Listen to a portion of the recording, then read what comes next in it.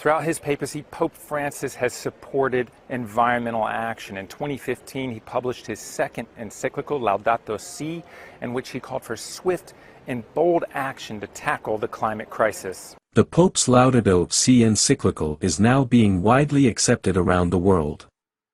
In this video, we'll look at what this might turn out to be, and what you, as a child of God, can do to survive, and we are starting right now. Revelation 13 verse 3, "And I saw one of his heads as it were wounded to death." This part of the prophecy was fulfilled when the papacy lost her supremacy in 1798. You may watch the video about that later after this, the link is in the description below. But it doesn't end there, the Bible continues to say, "And his deadly wound was healed, and all the world wondered after the beast." The papacy is in the process of healing. To know when she will be completely healed, the link to that video is in the description as well, you may watch it after this. Now let's look at the latter part of the prophecy where it says, "And all the world wondered after the beast." This points to how the majority of the world's population will embrace the Pope's idea in his encyclical, to designate Sunday as a day of rest for the environment to recover, which is the mark of the beast. Calling on the world's faithful to join the fight to solve the climate crisis. 40 religious leaders gathered at the Vatican on Monday to add their voice to the growing chorus calling for world leaders to take real action to tackle the crisis. The Catholic Pope, Pope Francis, called the meeting but preferred to let others speak. I call on all young people, regardless of their religion, to be ready to fight against any action that may damage the environment or increase the climate crisis.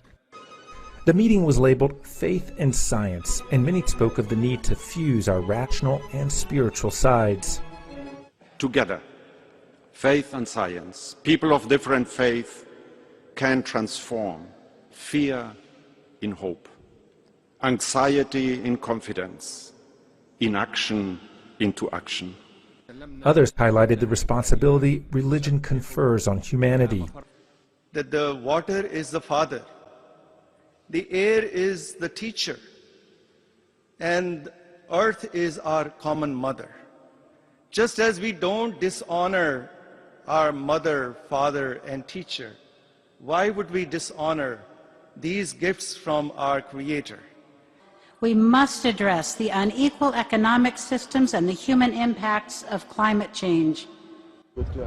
Though they aren't political leaders, the president of the upcoming UN Environmental Conference says they have an important role.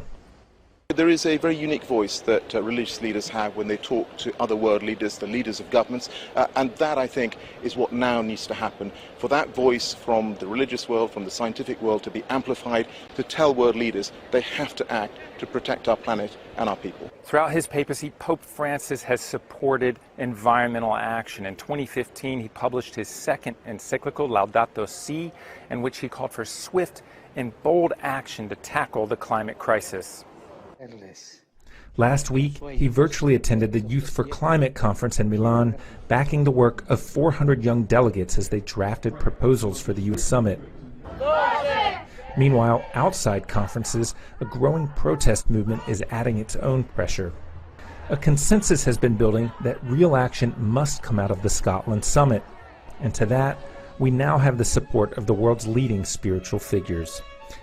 Religious leaders from around the world have issued a joint appeal for international politicians to agree to a new global deal to combat climate change. Christian, Buddhist, Muslim and Jewish leaders were among those attending the gathering at the Vatican hosted by the Pope. For their part, the faith leaders made a commitment to educating and influencing their followers about climate change. The BBC's Mark Lowen is in Rome. They came from across the planet, faith leaders urging politicians to save it. Christian and Jewish, Buddhist and Muslim, Taoist and Confucian, signing a joint appeal to world leaders who'll meet at the COP26 in Glasgow to commit to net zero emissions, to limit the temperature rise to 1.5 degrees, to support poorer countries. A pope who has focused on environmental concern, and an archbishop with this warning.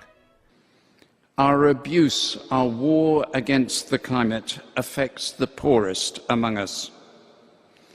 reconciliation with creation, in obedience to our Creator, proclaims the love of God. The world has just enough time to get this right. In return, the signatories say they'll educate their faithful, spreading the message of climate awareness. The document was handed to Alok Sharma, the COP president, to take to next month's summit, telling us the faith leaders are an essential resource. The message from them has been very clear. This is a critical moment for the world, and the message was one of the head and the heart. The scientists telling us the message from the head is very clear, is that it is humanity that is creating climate change, and we need to act now. And the message of the heart is about morality. The call is urgent. Man-made climate change and fossil fuels have prompted the warmest decade on record, with floods, fires and heat waves. This may be the last chance to halt the damage. Religion and science don't always go hand in hand. Climate change deniers are sometimes fueled by religious conservatives.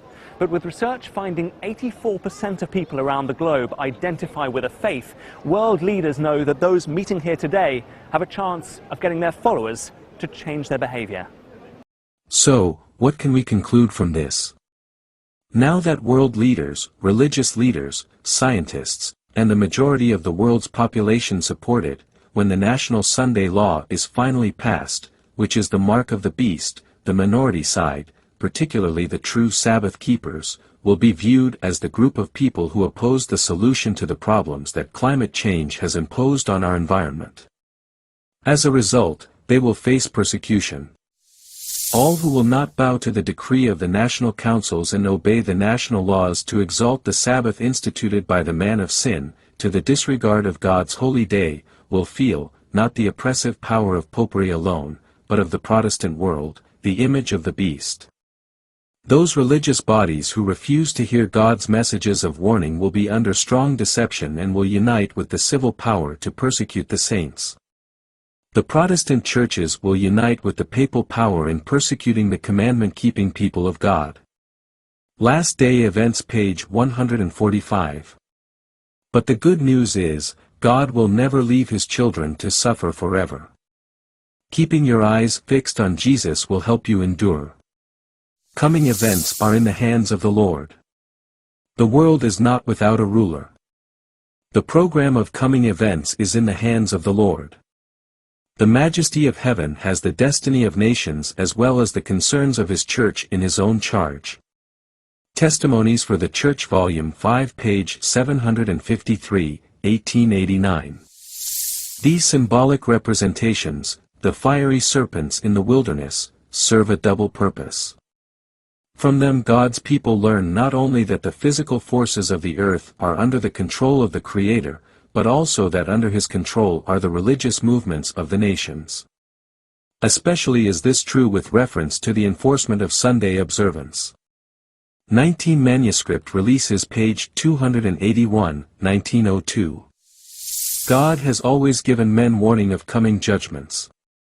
Those who had faith in His message for their time, and who acted out their faith in obedience to His commandments, escaped the judgments that fell upon the disobedient and unbelieving. The word came to Noah, "Come thou and all thy house into the ark, for thee have I seen righteous before me." Noah obeyed and was saved. The message came to Lot, "Up, get you out of this place, for the Lord will destroy this city," Genesis 7 verse 1 and 19:14. Lot placed himself under the guardianship of the heavenly messengers and was saved.